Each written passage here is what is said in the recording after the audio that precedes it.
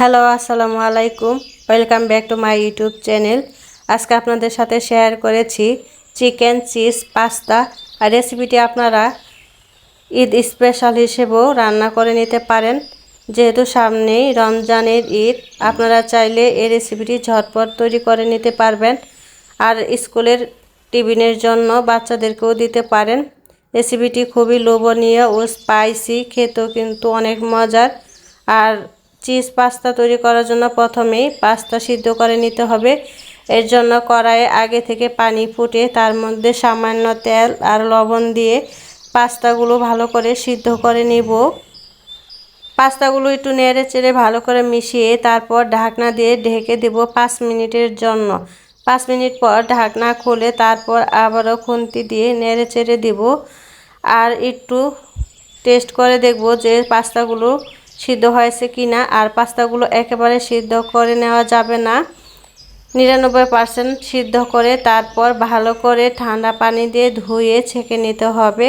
তাহলে পাস্তাগুলো একদম ঝরঝরে থাকবে, একটির সাথে আরেকটি লেগে যাবে না। অন্যদিকে কড়াইয়ে তেল দিয়ে চিকেন দিয়ে দিব। আর আমি চিকেনগুলো একটু লবণ হলুদ দিয়ে ভালো করে মেখে রেখেছিলাম। এখন চিকেনগুলো দিয়ে ভালো করে তেলে ফ্রাই করে নিব। তারপর একটি পেঁয়াজের পাপড়ি করে কেটে নিয়েছিলাম, সেটিও দিয়ে ভালো করে 2 মিনিটের জন্য ভেজে নিব। তারপর আগে থেকে ফ্রোজেন করা 2 রকমের ক্যাপসিকাম নিয়েছি, লাল ও সবুজ কালার দিয়ে আর সাথে থাকবো মটরশুঁটি। দেওয়ার পর একটু নেড়েচেড়ে মিশিয়ে তারপর দিয়ে দিব সয়া সস আর টমেটো সস। টমেটো সস একবার দিয়েছিলাম, তারপরে মনে হয়েছিল আরও একবার দেওয়া দরকার, তারপর আরও 1 চামচ দিয়েছি। তারপর পাস্তাগুলো দিয়ে ভালো করে সবজিগুলোর সাথে মিশিয়ে নিব।